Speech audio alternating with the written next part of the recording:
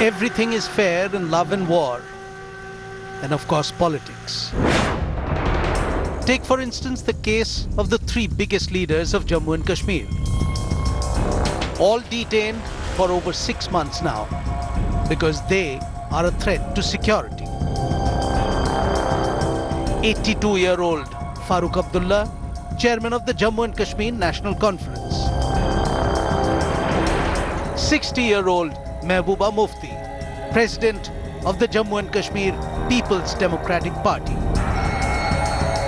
49-year-old Omar Abdullah, also from the Jammu and Kashmir National Conference. And all three of them are former chief ministers of the erstwhile state of Jammu and Kashmir. Farooq Abdullah is a sitting member of parliament. Mehbooba and Omar too have been members of parliament. They have all sworn allegiance to the Constitution of India on multiple occasions.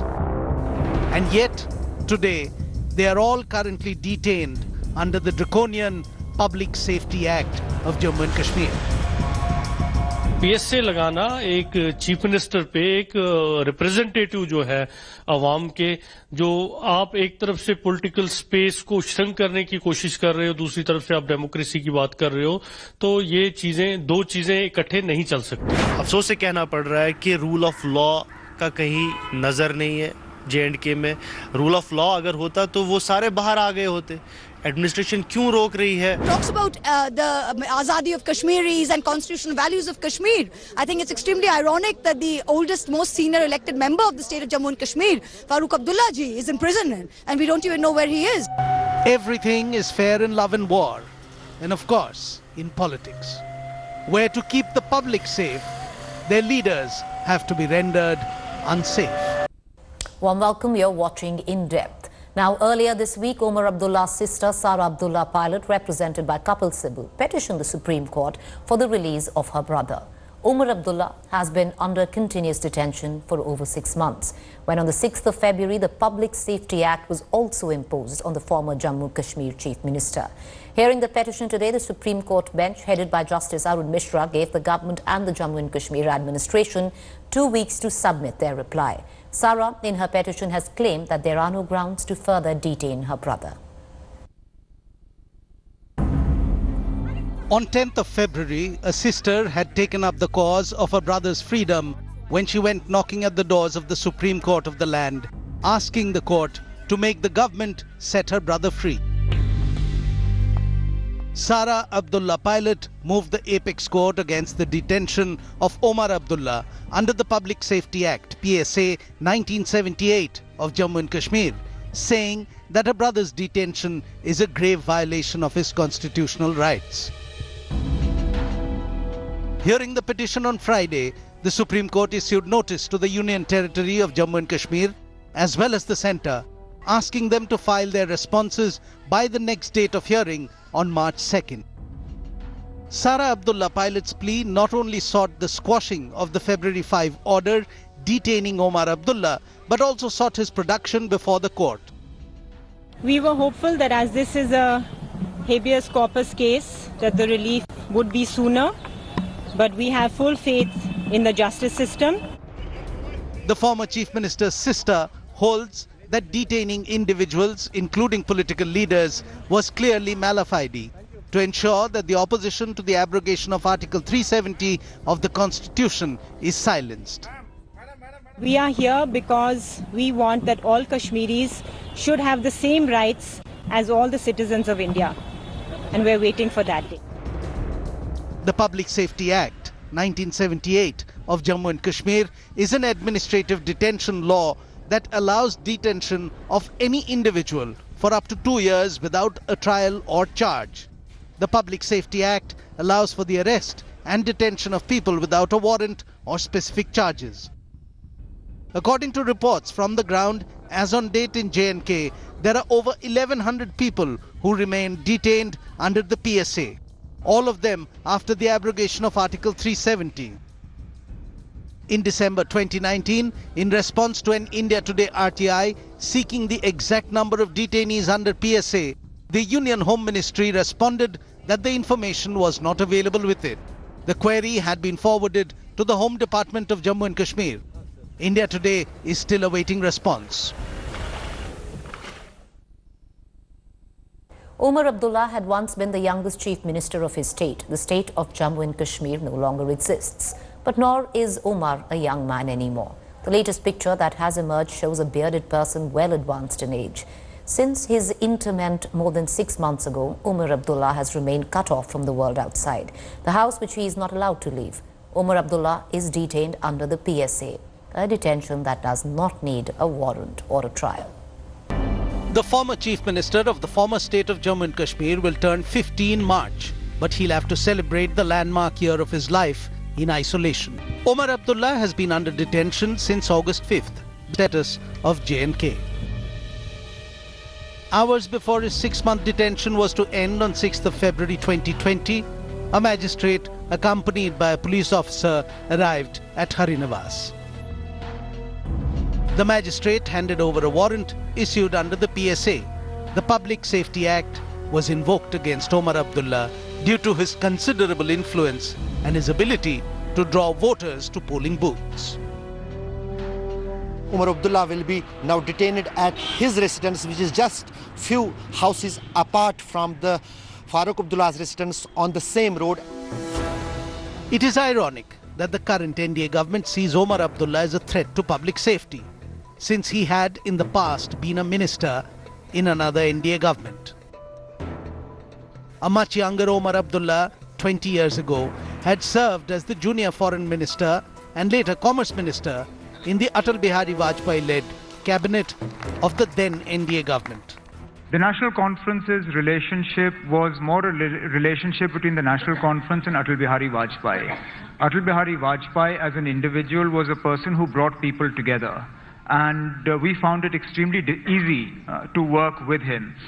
And I think our decision was vindicated by some of the steps that he took vis-a-vis Jammu and Kashmir, the way he reached out to Pakistan, the way he sought to mend relations with them, the sort of initiatives he took within the state, all sort of bore out our decision to align with him.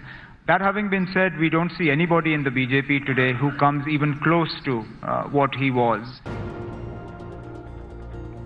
Omar Abdullah, born on March 10, 1970, became the 11th and the youngest chief minister of the state of Jammu and Kashmir, after forming a government in coalition with the Congress party in January 2009. Omar, who passed out from Burnhall School, Srinagar, has represented the Srinagar Lok Sabha constituency in Parliament and has been an MLA from Birwa in the Jammu and Kashmir Assembly. He has in the past also held the position of the president of the Jammu and Kashmir National Conference Party from 2002 to 2009, having succeeded his father and then in turn having been succeeded by him. There a fascist government is being run there, directed by the Delhi government, that is directed by the central government. Fascist government is running, fascist rule is going on. What could you expect from them? Even Aristotle would turn in his grave. Omar Abdullah was served with a 3-page dossier in which it was mentioned that he had made statements in the past which were subversive in nature. He has also been accused of having considerable influence over people, including the ability to attract voters to polling booths despite poll boycott calls. His potential for channeling energies of public for any cause has been cited in support of his detention under the stringent Public Safety Act. Omar Abdullah's sister, Sara Abdullah Pilot, has termed the renewed detention orders under the PSA as unconstitutional and a flagrant violation of his fundamental rights. She has moved the Supreme Court over the National Conference leader's detention under the draconian Public Safety Act. Sara's petition before the Supreme Court has claimed that there is no grounds to extend his detention or put him in detention under the Public Safety Act because he has not made any statements within the last 6 months which could be the basis of such a detention. She has also questioned how exactly our politicians who have been participating in the Indian democratic process and have been constitutional post holders, how exactly have they been put under the Public Safety Act? the Supreme Court has agreed to hear this matter on an urgent basis and will hear this plea to release Omar Abdullah in this week. The Srinagar Lok Sabha constituency is represented by an 82-year-old person who has not been attending Parliament for over 6 months. The reason for Dr. Farooq Abdullah's absence from the Lok Sabha is the fact he is not allowed to leave his house. The octogenarian Srinagar MP has been designated as a possible threat to public safety. Farooq Abdullah is currently detained under the PSA, a detention that does not need a warrant or a trial. It has been over 6 months. The patriarch of Kashmir's Abdullah family, Farooq Abdullah, is under a house arrest. His residence has been declared a sub-jail as he is booked under the Public Safety Act. While the current administration claims near normalcy of the situation in Kashmir, a 3-time Chief Minister of the state and a sitting MP, who is also a 5-time parliamentarian, is under detention. 1982, Jammu and Kashmir's first Prime Minister and later Chief Minister Sheikh Mohammed Abdullah's legacy was handed over to his son. The flamboyant Farooq Abdullah took over the national conference established by his father and became the Chief Minister of Jammu and Kashmir. History repeated itself and Farooq had a fallout with Indira Gandhi, just like his father had with Indira's father Jawaharlal Nehru, resulting in his government getting dismissed in 1984. 3 years later, Farooq patched up with the then Prime Minister Rajiv Gandhi and contested the election in coalition with Congress. It wasn't a popular decision. Kashmiris felt their identity was under threat. Farooq and his party were declared winners, despite serious claims of the election having been rigged in his favor. Is the Chief Minister of a state responsible for every election that is fought? Or is the Chief Election Commissioner responsible for elections? And if any election is rigged, you can go to the court and get the case set aside. Did any one of them who say that the election was rigged go to the court? My candidates lost election. We accepted wherever we lost. This time too, Abdullah's government couldn't last for 5 full years. Kashmir was hit by virulent insurgency and central rule was imposed on the state in the year 1990. Abdullah spent the next 6 years in London until centre withdrew from Kashmir.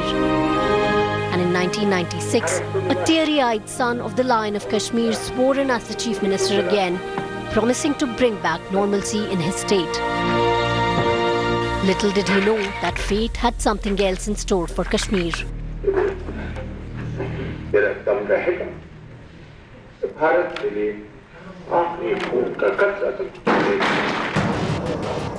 During his tenure as the Chief Minister, Abdullah was critical of Pakistan and held the neighbour responsible for active terror groups in Jammu and Kashmir. Till India builds up the courage to have war with Pakistan, till they realize that we are suffering and we can't go on suffering like this forever. Ya aar, ya par, once for all. That should be the aim of central government. As the war of Kargil between India and Pakistan was waning, the confidence of J&K's electorate in Abdullah's government was also getting weaker. In 2002, though Farooq Abdullah didn't contest a seat in the assembly elections, his party was defeated badly by the Congress and PDP coalition. Post-elections, Abdullah handed over National Conference's reins to his son Omar and went on to win himself a seat in the Rajya Sabha.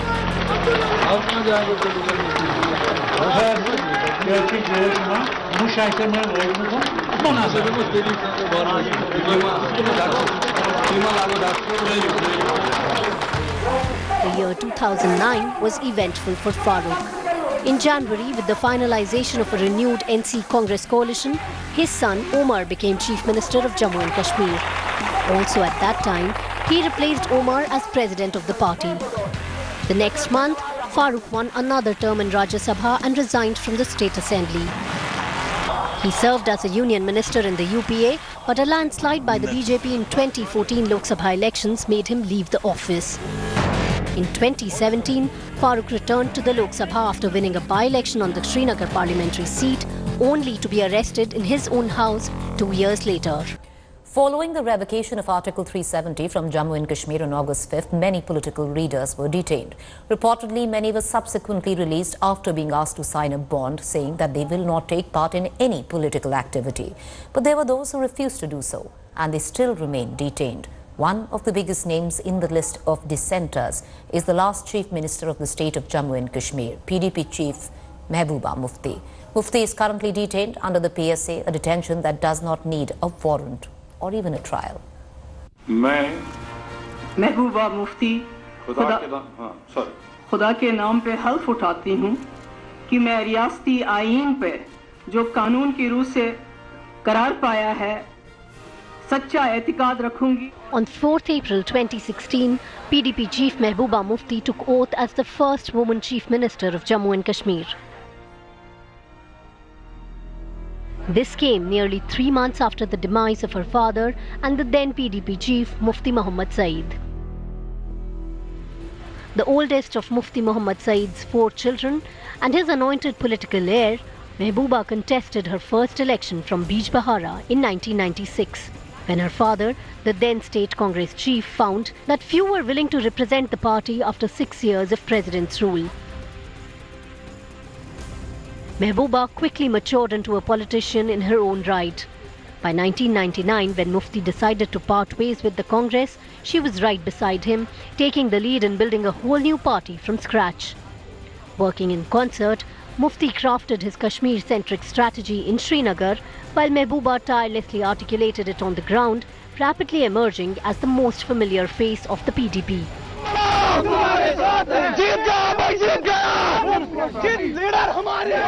In 2004, Mehbooba made an entry to Lok Sabha after winning elections from Anantnag parliamentary constituency. In 2014, the PDP-BJP formed a hitherto unconceivable alliance and a coalition government in J&K, and Mufti Muhammad Saeed became the chief minister. But when her father suddenly died in January 2016, it was up to Mehbooba to hold the government and her party together. मैं हर तरह के लोगों के साथ बिला किसी खौफ या जानबदारी, लगाव या अदावत के आईन और कानून के मुताबिक इंसाफ करूंगी. In April 2016, Mehbooba Mufti was sworn in as the chief minister after weeks of wrangling between the PDP and BJP over the future of their coalition government. Finally, it was a meeting with Prime Minister Narendra Modi on 23rd of March 2016 that allowed the restitching of the unusual alliance of two diametrically opposite political parties.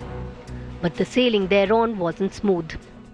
We find our continuance in this government to be totally untenable. It's time that matters are taken over by the governor. In June 2018, Jammu and Kashmir plunged into a state of political turmoil when the BJP withdrew support and the coalition fell, and Governor N.N. Vohra dismissed the government. On 5th of August 2019, Article 370 was revoked and nearly all political leaders, including Mehbooba Mufti, were put under detention across Jammu and Kashmir. And then, on 5th of February 2020, 6 months after being detained, PSA was slapped on Mehbooba Mufti. The PSA dossier says, the subject is recognized as hot-headed and scheming person, known for dangerous and insidious machinations. She has been promoting separatism as corroborated by several confidential reports filed by agencies. The subject is referred for her dangerous and insidious machinations and usurping profile and nature by the masses as Daddy's Girl and Kota Rani, based on the profile of a medieval queen of Kashmir who rose to power by virtue of undertaking intrigues ranging from poisoning of her opponents to poignardings. It's illegal because if you keep somebody in custody, you can slap PSA only on somebody who poses an imminent threat to public safety, law and order. So I would like to ask the Home Minister, if my mother was in your custody, how does she pose a threat to security, law and order? I mean, she's been there for the past 6 months. So, you know, slapping PSA itself is illegal. And if you look at the charges that have been made in their dossiers, it is absurd. It's stupid. It goes back to her tweets that question BJP, the Indian government, about raising the issue of triple talaq, passing the bill. I mean, is it a crime? Is it sedition to talk about minorities? You can call Muslims termites, a green virus. You know, Muslims are a burden on this country. So we cannot even talk about the welfare of minorities. How does that constitute sedition? Now, the last 3 chief ministers of Jammu and Kashmir are all detained under the draconian Public Safety Act. The state does not exist anymore. All eyes are on the Supreme Court because a lot depends on how it rules, in fact, in the Omar Abdullah detention plea. Till then, it seems that the status quo will hold for the next 14 days. PSA will remain in force and Farooq Abdullah, Omar Abdullah and Mehbooba Mufti will not be allowed to leave their houses. With that, it's a wrap. Stay tuned.